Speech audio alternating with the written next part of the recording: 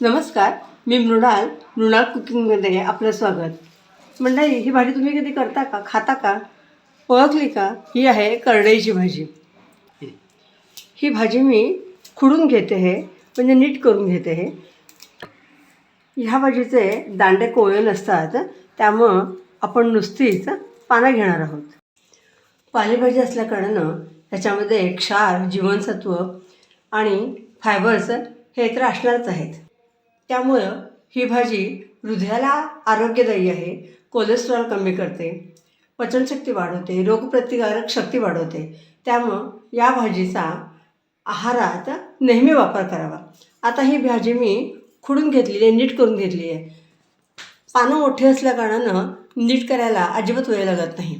आता ही मी मिठाच्या पाण्यामध्ये स्वच्छ धुवून घेते. या भाजीतलं पाणी मी निथळून घेतलं आहे. आता ही भाजी मी चिरून घेते आहे.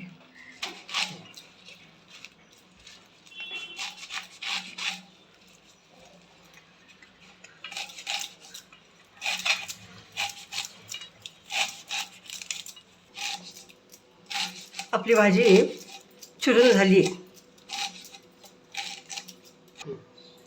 इथं मी 2 कांदे चिरून घेतलेले आहेत, 4-5 लसणीच्या पाकळ्या ठेचून घेतलेल्या आहेत, सुकी लाल बेडगी मिरची आणि हिरवी मिरच्यांचे तुकडे घेतलेले आहेत, चवीप्रमाणे मीठ घेतले. इथं 1 चमचा कांदा लसणीचा मसाला घेतलेला आहे. इथं 4 चमचे बेसन पीठ घेतलेले आहे आणि थोडेसे खोबऱ्याचे तुकडे घेतलेले आहेत. आणि ही आपण चिरलेली भाजी आहे. आपण भाजी करायला सुरुवात करूया का? गॅस चालू केलेला आहे, कढई तापत ठेवलेली आहे. आपल्यापैकी बऱ्याच जणांना माहीत असेल, पूर्वी आपल्या घरी करडईचं तेल वापरलं जायचं, पण आता ते आउटडेटेड झालेलं आहे. मी इथं 3 चमचे लाकडी घाण्याचं शेंगदाणा तेल वापरते आहे. तेल तापले, 1 चमचा मोहरी घालते. मोहरी तडतडते आहे.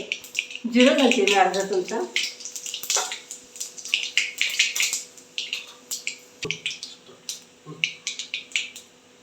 हिंग घालते पाव चमचा.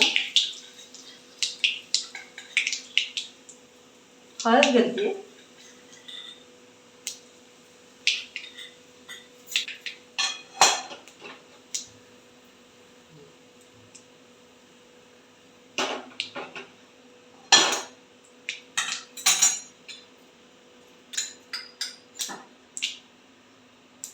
ठेचलेला लसूण घालते.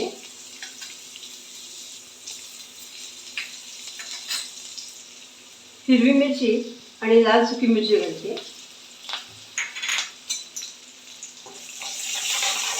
खमंग लसणीच्या फोडणीचा वास सुटला आहे.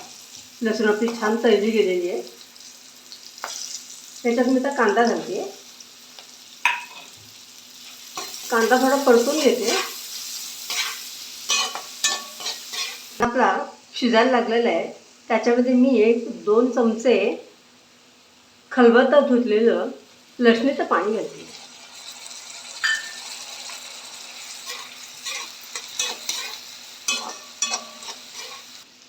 कांदा आपला शिजलेला आहे. कांदा लवकर शिजावा म्हणून तुम्ही यामध्ये थोडंसं मीठ घालू शकता. आता मी या फोडणीमध्ये भाजी घालून घेते. सगळी भाजी मी फोडणीत घालून घेतली आहे आणि आता ती भाजी एकजीव करून घेते आहे. आपली भाजी शिजायला लागली आहे. हे बघा, भाजीला पाणी सुटायला लागले. आता भाजीमध्ये मी मीठ घालून घेते आहे. मीठ थोडंसं कमीच घालायचं आहे. पालेभाजीमध्ये मीठ कमी घालावं. इथं मी 1 चमचा कांदा लसणीचा मसाला घातला आहे आणि खोबऱ्याचे तुकडे गेलेत ते घालून देते. थोडासा क्रंच छान येतो याला. भाजी ढवळून घेते. भाजी शिजण्यासाठी 1-2 मिनटं त्याच्यावर मी झाकण ठेवून घेते.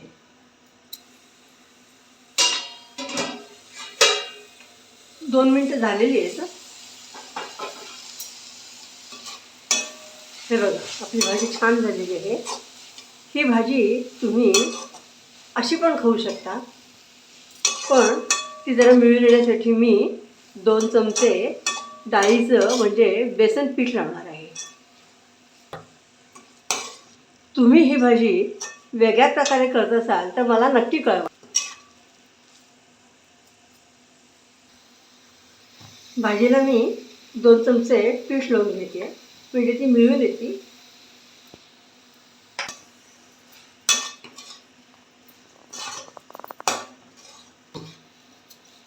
आपली भाजी तयार झालेली आहे.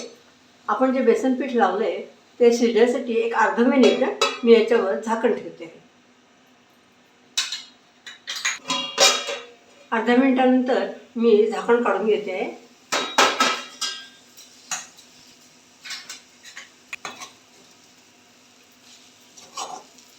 हे बघा आपली भाजी किती छान झाली आणि मिळून पण आलेली आहे. मी करडईची भाजी प्लेटमध्ये काढून घेते. बघा दिसताना किती छान दिसते. पौष्टिक तर आहेच आहे. ती विशेषतः भाकरीवर खाल्ली तर अजूनही छान लागते. तुम्ही पोळीबरोबर पण खाऊ शकता.